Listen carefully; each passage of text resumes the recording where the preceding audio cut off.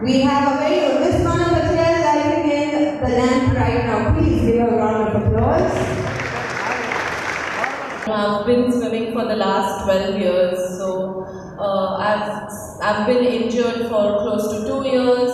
The race that I qualified in for the Olympics, I've been disqualified in 2019. So I can say more or less I've seen mostly everything that a sport has to offer, and I believe there is much more to come. But my mantra that I go by is, you are stronger than you think. You cannot put a limit to your thinking, to your abilities, because yes, life is not always going to be rainbows and unicorns. There are going to be bumps. But if you are strong enough and if you believe in yourself, self-belief is so important, and that positive thinking, you can achieve anything. So my coach always tells me that if you align your body to your mind, you can do wonders, because mind is the captain of the ship, So that's what I go by. Never put a limit to yourself. I like to say, whatever field that you pursue, be it sports, be it art, be it studies, make sure that you put your heart and soul into it. Because if you want to stand out, from the crowd, it takes a lot. It takes more than 100% of time, effort and everything to reach there, and nothing less than that. And if you compromise on your efforts, if you compromise on the process, that is the training or anything, you're not going to get there. So very important that you make sure you do exactly what it takes to be the best, to stand out. Study how much ever it takes to score 100% to get good marks. If you're playing any sport, if you want to win a medal, if you want to qualify for big events, you do what it has to take, and there are no shortcuts for it. And yeah, most importantly, enjoy what you do, because if you don't enjoy what you do, you're not gonna be the best, and you're not gonna achieve anything in that. It was very difficult for me to manage, because swimming was always my priority growing up, and I've always been at the peak of my career when I was 14, 15 and a school-going kid. But this is when you learn time management. Time management is what will help you go through with the day. Like if you're training for 2 hours, you put your mind, body, everything into training. After you're done with training, you come to school, you study, and whatever little time you have to be efficient. You have to make sure that in little time you get the most amount of work done. You have to be very focused. You cannot afford to have any distractions, and learn to manage your day. Allot time for each and every subject throughout. You can study, say 2 hours of training, then school, then again training, and then before going to bed you can study for some more time.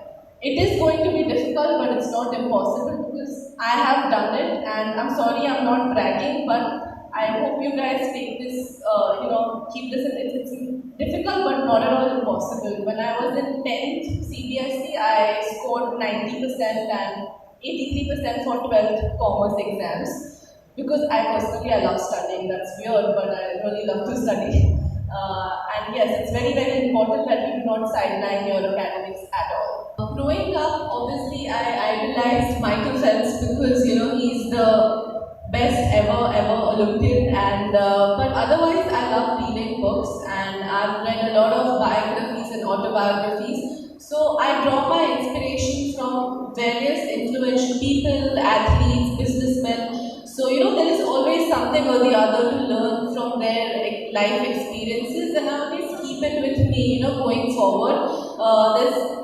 So I really recommend everybody over here to read this book called Can't Hurt Me by David Goggins. He's a retired US Navy SEAL officer, and that book, I swear by the book. It's so amazing. It's all about being mentally very strong, overcoming any hurdle that comes your way. So please guys, if you have time, please read that book. It's really helpful. The power of your mind. If you really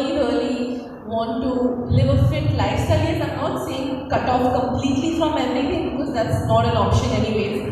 Have it in moderation. Once a month is completely fine. You can have your cheat meal, but be sure, like be mentally very, very strong and be sure if you don't want to have anything, you don't want it. Like how I did, how I killed my chocolates and brownies craving when I was 13 years old.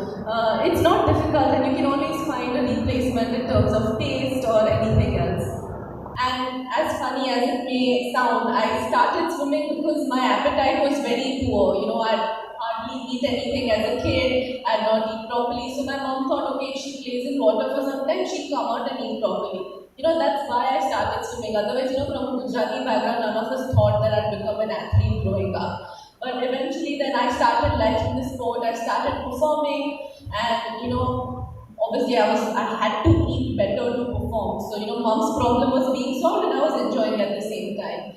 But I started taking supplements at the age of 12, 13, when the workout intensity got harder and I started, obviously because I was not a meat eater back then, I was a pure vegetarian, I didn't even eat eggs. So I had to supplement some kind of protein in my diet. So that's when I started relying on protein shakes and carb powders, stuff like that. When I was 13 years old, my strength and conditioning coach, he was just briefing me about how important it is to eat well and what kind of foods to stay away from because I was an athlete and I had to keep up my performance. So he asked me to stop eating all kinds of sugar that includes brownies and pastries and chocolates and believe you me, I did question him once, I'm like, why sir, I crave for it, nothing that sort of, like if that's what it takes for me to improve my game, I will stop eating all of that. So I remember for almost 2 years I did not eat chocolates and sugars and pastries. Yes, because my coach later on explained it to me that it is really bad for bones. So, it's not good. So even he had a 6-year-old kid that time. He's like, I've never given my kid a chocolate till now. Yes, I'm not saying stop eating chocolates, pastries completely, but have it in moderation. I do have my own share of chocolates, but maybe once in 2 weeks, that's it. And honestly, after all these years, I've stopped craving for chocolates because, I've fine-tuned my mind saying it's not good for me, why should I just, eat it otherwise? There are a lot of other alternatives to kill your sweet cravings where you can also, this is what my mom does, she takes all the dry fruits and grinds it and makes like small pieces or laddus out of it. So, that kills my sweet cravings and at the same time dry fruits are going in me. So, it's healthy also. So this is one thing that I really request kids to, pay attention to and eat lots of fruits and keep yourself hydrated all the time. I don't think there is any escaping from the era that we are living in right now because social media is an integral part of our lives. But the way we want to use it depends on us. If you're sitting in the classroom, if the teacher is teaching you something and you're just squirming on your seats all the time, not paying attention, that's not going to help you, right? All you need to do is, calm down a little, take a deep breath, get back to where you are. If you're sitting in the classroom, pay attention to what the teacher is saying. Yeah, let your thoughts flow, but then there's the time you have to give a break to the thoughts. You cannot just keep daydreaming all the time. And one thing that might help achieve this or get in control is meditation. It will help you calm down. I am a very hyper kid, I find it difficult to meditate at times, but that's something that I am trying to be conscious about. Meditate 10 minutes a day, start by 5 minutes a day and see how you feel. You need to calm yourself down. That's all. Everyone running around.